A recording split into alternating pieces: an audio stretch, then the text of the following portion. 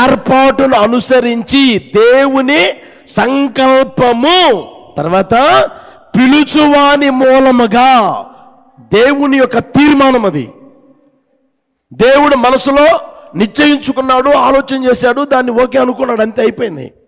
ఆ తర్వాత నిన్ను పిలిస్తే, బైబిల్లో ఉంది కదా, చీకటిలో నుంచి ఆశ్చర్యకరమైన వెలుగులోనికి పిలువబడి ఉన్నాం.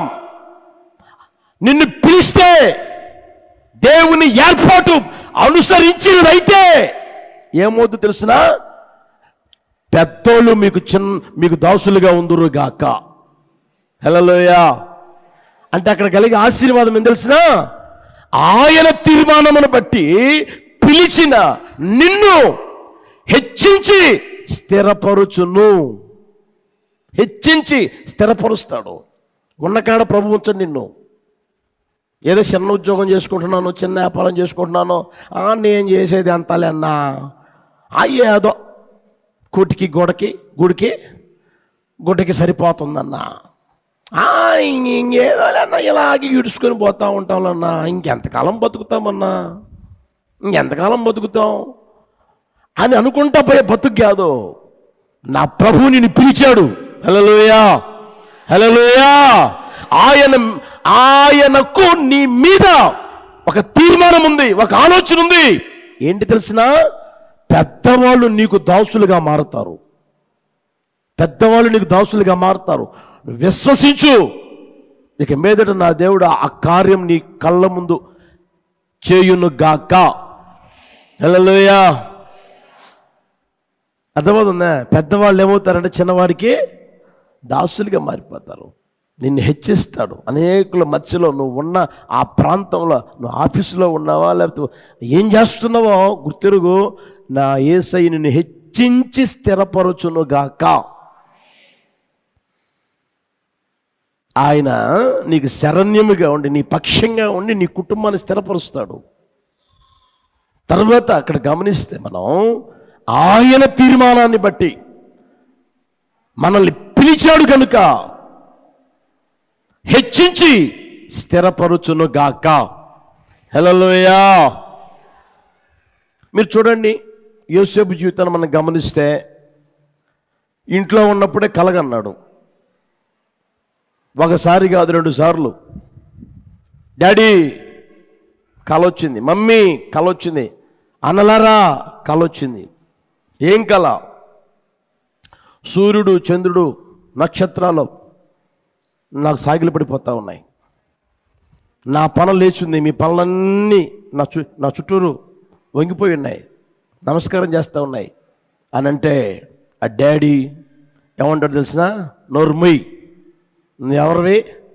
చిన్నవాడివి, చిన్న ఆలోచనలు చెయ్యి, జరిగే ఆలోచనలు చెయ్యి, జరగని వాటి గురించి నువ్వు ఆలోచన చేయమాక, మైండ్ గోక్కోమాక, గీక్కోమాక.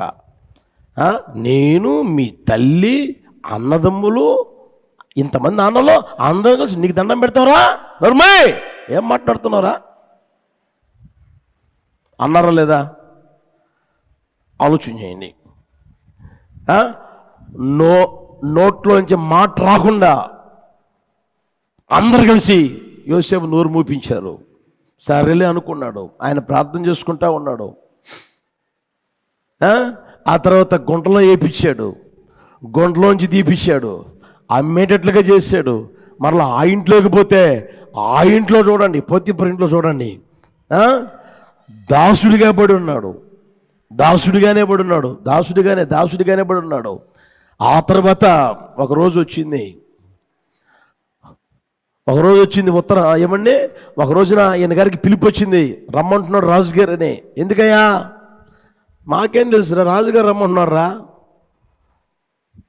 తీసుకుపోయారు రాజుగారి దగ్గర నిలబెడితే ఏమండి, ఆయన అడిగిన దానికి సమాధానం చెప్పడం జరిగింది. ఆ తర్వాత చూడండి, ఆయన ఎంతటి స్థితిలో తీసుకెళ్ళాడు దేవుడు.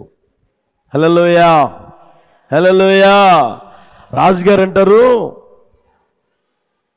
నీకు తెలియకుండా నా దేశంలో ఎవడైనా సరే చెయ్యెత్తకూడదు, కాలెత్తకూడదు. నీకు తెలియకుండా.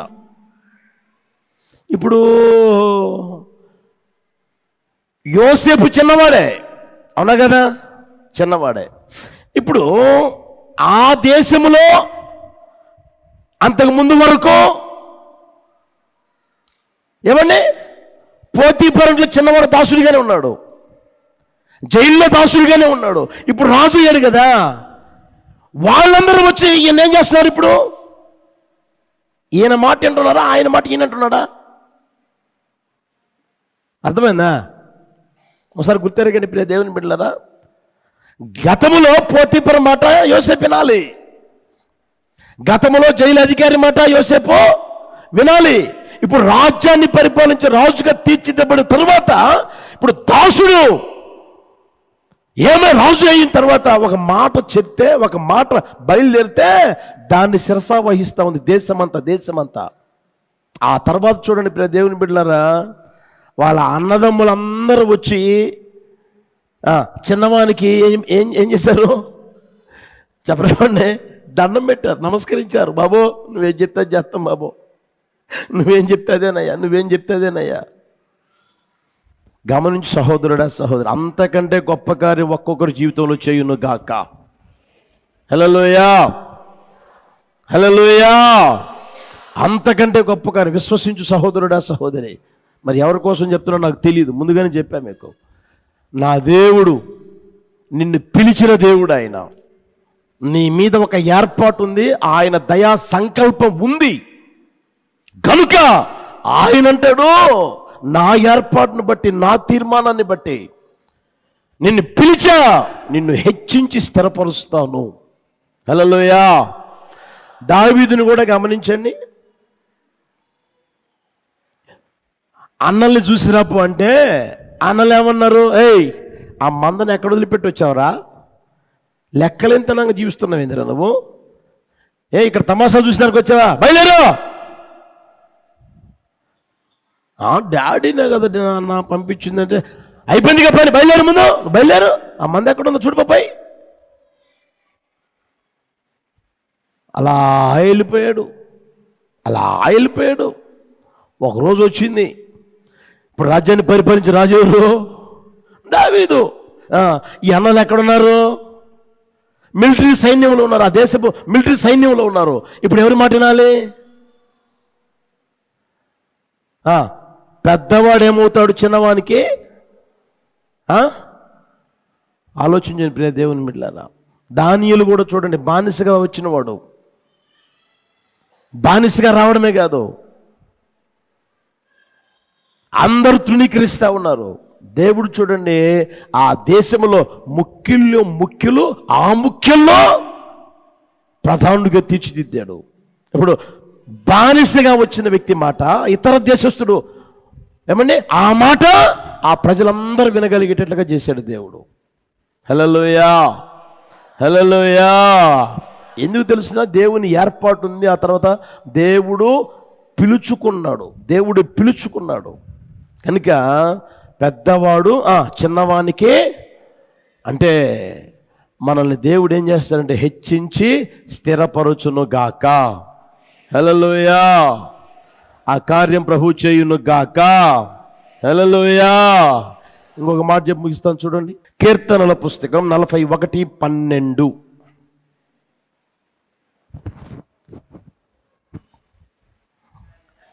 కీర్తనలు 41:12. నా యథార్థతను బట్టి నీవు నన్ను ఉద్ధరించుచున్నావు, నీ సన్నిధిని నిత్యము నన్ను నిలవబెట్టెదవు. యోధాపత్రిక 24వ వచనం. తొట్టిల్లకుండా మిమ్మును కాపాడుటకును తన మహిమ ఎదుట ఆనందముతో మిమ్మును నిర్దోషులనుగా నిలవబెట్టుటకును శక్తి గల మన రక్షకుడైన అద్వితీయ దేవుడు యేసయ్యకి మహిమ కలుగును గాక.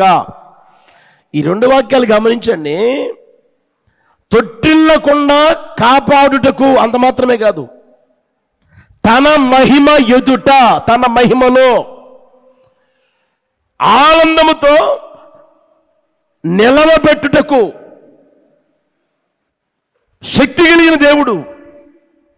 ఇక్కడ మనం ఆలోచన చేసి తెలిసిన మన శక్తిని బట్టి, మన బలాన్ని బట్టి, మన అండబలం కండబలాన్ని బట్టి ఆయనను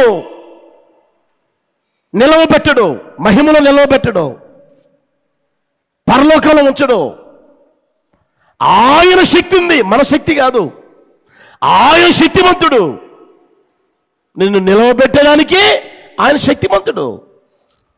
ఆయన శక్తిమంతుడు కనుక ఆయన శక్తిని బట్టి నిన్ను మహిమలో స్థిరపరచునుగాక. హల్లెలూయా, హల్లెలూయా. ఆయన శక్తిని బట్టి నిన్ను మహిమలో నిలుపునుగాక. మహిమలో నిలుపుతాడు, స్థిరపరుస్తాడు ఆయన. అప్పుడప్పుడు మన జీవితంలో ఎదురవుతున్న లేదా కనిపిస్తున్న బలహీనతలను బట్టి బాధపడిపోతా, ఏమండి సాతానుగాడు పక్కలోనే ఉన్ని, ఇంకా నువ్వేం పరలోకానికి పోతావరా, నువ్వు పోతావా పరలోకానికే, నీళ్ళు అంటాడు పోతాడా, నువ్వు పోతావా, నువ్వు పోతావా, ఇంత బలహీనత ఉంది నీలో, ఈ బలహీనత ఉంది కదా, నువ్వు పోతావా, నువ్వు బావు, నీ వల్ల కాదు, నువ్వు బాలేవు అని ఆ దుర్మార్గుడు పక్కలో ఏమండి నీ అపజయాలన్నీ గుర్తు చేస్తూ ఉంటాడు. ఆ విషయంలో నువ్వు ఓడిపోయావు, ఈ విషయంలో నువ్వు ఓడిపోయావు, ఇందులో ఓడిపోయావు, ఏ విషయంలో నువ్వు నిలబడ్డావని, ఏ విషయంలో నువ్వు జాగ్రత్తగా ఉన్నావని నువ్వు పరలోకానికి పోతావు అని వాడు అపజయాలు నీకు గుర్తు చేసి నిన్ను కృంగిపోయేటట్లుగా, ఏమండి నువ్వు సొమ్మసిల్లిపోయేటట్లుగా వాడు చేస్తానే ఉంటాడు. మీరు గమనిస్తారా? చూడండి, బైబిల్లో జకర్యా పుస్తకం 3వ అధ్యాయం మొదటి నుంచి చదువుతాం. చూడండి, యెహోవా దూత ఎదుట ప్రధాన యాజకుడైన యెహోషువ నిలువబడుటయు, సాతాను ఫిర్యాది అయి అతని కుడిపార్శ్వమున నిలువబడుటయు అతడు నాకు కనబరచును. సాతాను, యెహోవా నిన్ను గద్దించును, యెరూషలేమును కోరుకుని యెహోవా నిన్ను గద్దించును, ఇతడు అగ్నిలో నుండి తీసిన కొర్రవి వలె ఉన్నాడు కదా అని యెహోవా దూత సాతానుతో అనెను. సాతాను గడు నీ పక్కన నిలబడి ఏమండి నీ బలహీనతలన్నీ ఎత్తి చూపించి, ఏమండి వాడు మలినమైపోయాడు, మలిన వస్త్రాలు ఉన్నాయి అతనికి, నీ కొరతలన్నీ ఎత్తి చూపుతా ఉంటుంది, నీ కొరతలన్నీ ఎత్తి చూపుతా ఉంటుంది. అర్థమవుతుందా? నీ బలహీనతలన్నీ ఎత్తి చూపుతా ఉంటాడు వాడు దుర్మార్గుడు పక్కలో ఉండి. అయితే మన దేవుడు ఎవరు అంటే ఆయన అంటున్నాడు, చూడండి, ఏ సాతానా నోర్మయ్, అతగాడు ఎవరు తెలిసినా చెప్పండి, అగ్నిలో నుంచి తీయబడిన కొర్రవి వలె ఉన్నాడు. నీవు చూసే చూపుకి అతను కనపడుతున్నాడు అలాగా. అయితే నేను చూస్తున్న చూపు వేరు, నా చూపు వేరు, నీ చూపు వేరు. నా దృష్టికి, నా చూపుకి అతడు అగ్నిలో నుంచి తీసిన కొర్రవి వలె ఉన్నాడు. నోర్మే అని సాతాను ఫిర్యాదు చేస్తే ఆ ఫిర్యాదుని గద్దించి ప్రభువు అతన్ని ధైర్యపరిచి బలపరిచి అతని మలిన వస్త్రాలు అన్నీ తీసివేసి ప్రశస్తమైన వస్త్రాలు అతనికిచ్చి ఆయన సన్నిధిలో నిలిచే భాగ్యాన్ని కలుగు చేశాడు. హల్లెలూయా, హల్లెలూయా. ఒకవేళ బలహీనతల మధ్యలో, అపజయాల మధ్యలో ఏ విషయమైతే ఆత్మ సంబంధంగా అపజయాలు కలుగుతూ ఉన్నాయే, ఏంటి ఈ విషయంలో జయం పొందకోలేకపోతున్నానే అని వేదనతో బాధతో కుమిలిపోతూ, ఇక నేను పోతానంటావా పరలోకానికి, ప్రభు అక్కడ త్వరగా వస్తూ ఉంది కదా వెళ్తానంటావా, స్వరం వినపడుతుంది అంటావా, నేను ఎత్తబడతానంటావా, ఆ గుంపులో నేను ఉంటానంటావా అని అనుమానాలతో సందేహాలతో నడిపించబడతా ఉన్నావేమో. నా దేవుడు నిన్ను బలపరుచునుగాక. హల్లెలూయా. అగ్నిలో నుంచి తీసిన కొర్రవి వలె నా ప్రభు మార్చి ఆయన మహిమలో నిలవబెట్టునుగాక. ఆయన మహిమలో నిన్ను స్థిరపరచునుగాక. ఓసారి రాజ్యాన్ని పరిపాలిస్తున్న రాజు యుద్ధానికి వెళ్ళాడు. వెళ్తే అపజయం కలుగుతున్నట్లుగా అనిపించి ఆయన అలా వెళ్ళి ఓ చోట దాక్కున్నాడు. సైన్యం ఓడిపోతూ ఉంది, అపజయమే కలిగింది. ఇక అప్పుడు రాజ్యాన్ని పరిపాలిస్తున్న రాజు కదా, కాస్త అధైర్యపడ్డాడు, బలహీనుడయ్యాడు. ఏంటి అపజయం కలిగిందే, నేను ఇక రాజుగా ఉండగలనా, రాజ్యాన్ని పరిపాలన చేయగలనా, నా రాజ్యానికి క్షేమం వస్తుందా, ఆనందం ఏమైనా ఉంటుందా, సంతోషం ఏమైనా ఉంటుందా, నా ప్రజలు సంతోషంతో జీవించగలరా, నాకు గౌరవం అనేది ఉంటుందా అని ఇలా తన్ను తానే ఆలోచన చేసుకుంటూ ఉంటే ఆ కూర్చున్న చోట ఓ చిన్న చీమ, గండు చీమ కాదు, చీమ ఉంటుందా, చీమ,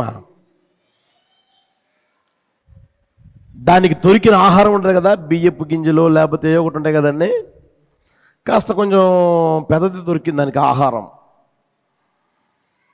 దాంతో కుస్తీ పడతా ఉంది, అది తీసుకుని వెళ్దామని. ఇక ఆహారం తీసుకుపోయి ఒక చోట పెట్టుకుంటాయి కదా, కుస్తీ పడతా ఉంది. జరపాలనుకుంటుంది, ఎత్తుకోవాలనుకుంటుంది, ఇటు పట్టుకొని పోతుంటాయి కదా, చూసారా సీమలు ముందు పక్క కూడా ఇటు పట్టుకొని పోతూ ఉంటాయి. అలా ఎత్తి పట్టుకొని తీసుకొని వెళ్దాము అనుకుంటా ఆ రాజుగారు గమనిస్తే ఇంచుమించుగా 69 సార్లు అది ప్రయత్నం చేసి విఫలమైపోయింది. 69 సార్లు ప్రయత్నం చేసి విఫలమైపోయింది.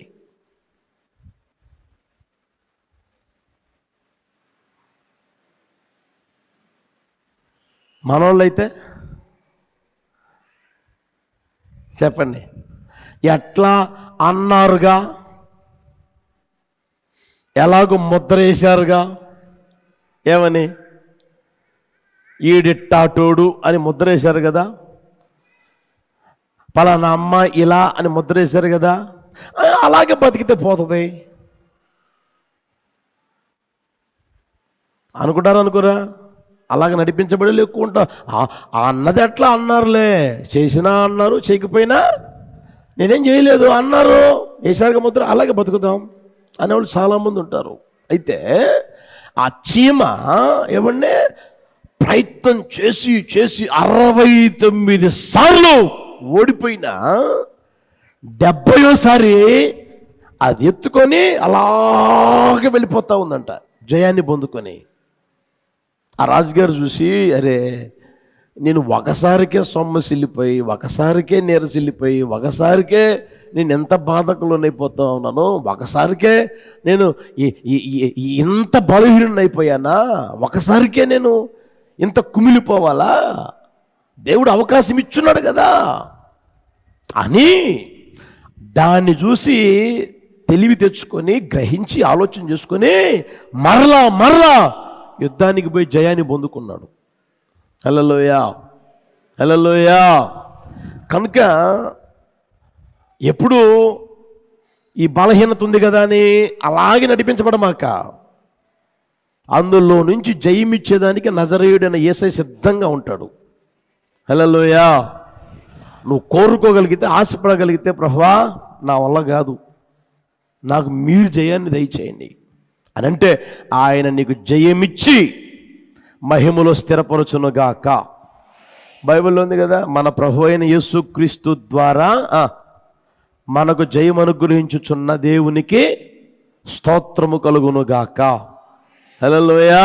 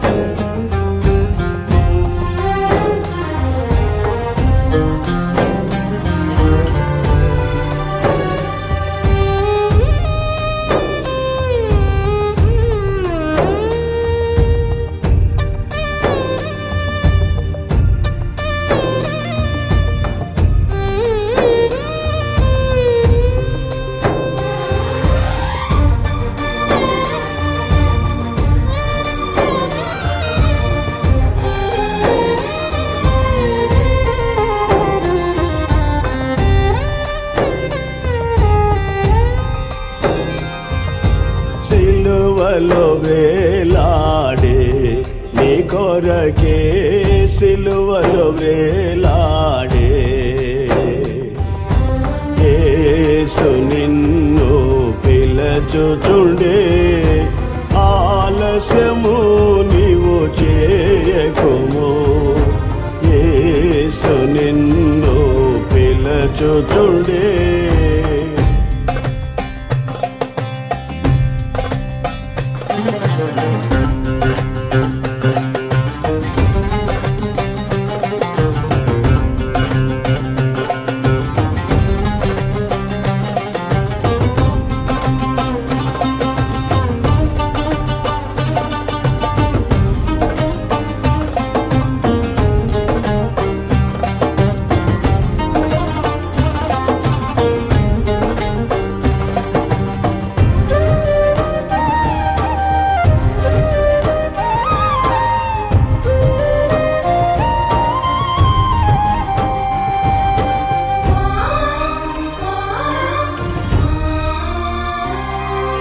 కల్వరి శ్రమలన్నీ నీ కొరకే ఘోర సిలువ మోసి కుంగుచునే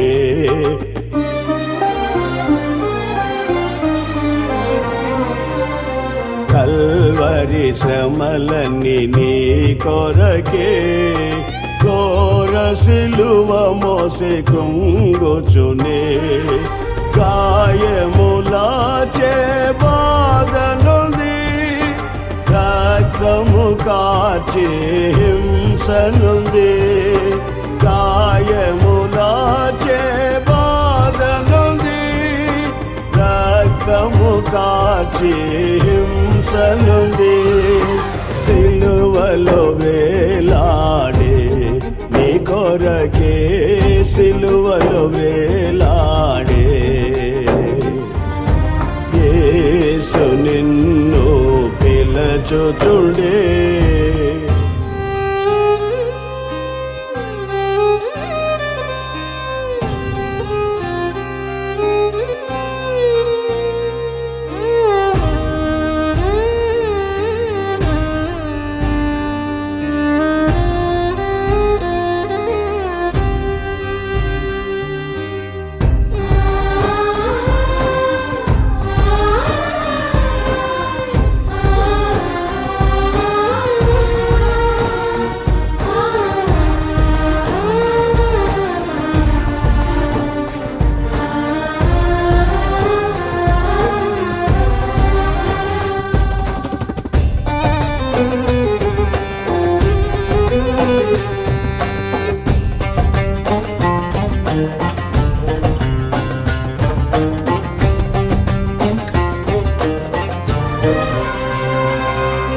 నాలుక ఎండెను దప్పిగొని కేకలు వేసెను దామని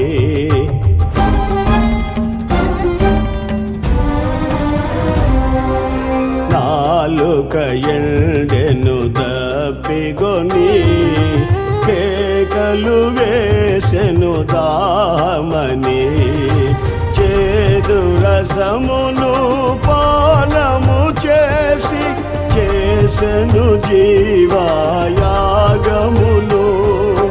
చేదు రసమును పానము చేసి చేసెను జీవాయాగమును సిలువలో వేలాడే నీ కొరకే సిలువలో వేలాడే యేసు నిన్ను పిలచుచుండే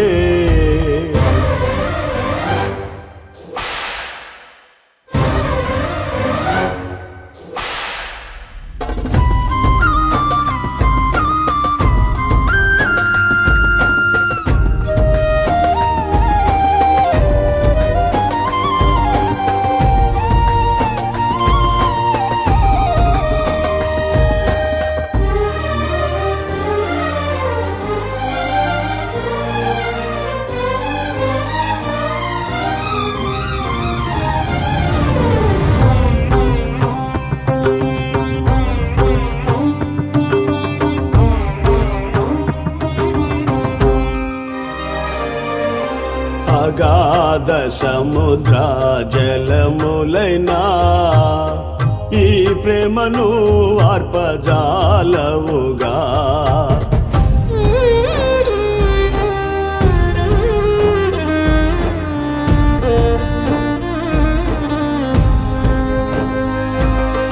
అగాధ సముద్ర జలములైనా ఈ ప్రేమను ఆర్పజాలవుగా ఈ ప్రేమ నీకై విలపించుచు ప్రాణము దారబోయుచునే ఈ ప్రేమ నీకై విలపించుచు ప్రాణము దారబోయుచునే సిలువలో వేలాడే నీ కొరకే సిలువలో వేలాడే యేసు నిన్ను పిలచుచుండే ఆలస్యము నీవు చేయకుము యేసు నిన్ను పిలచుచుండే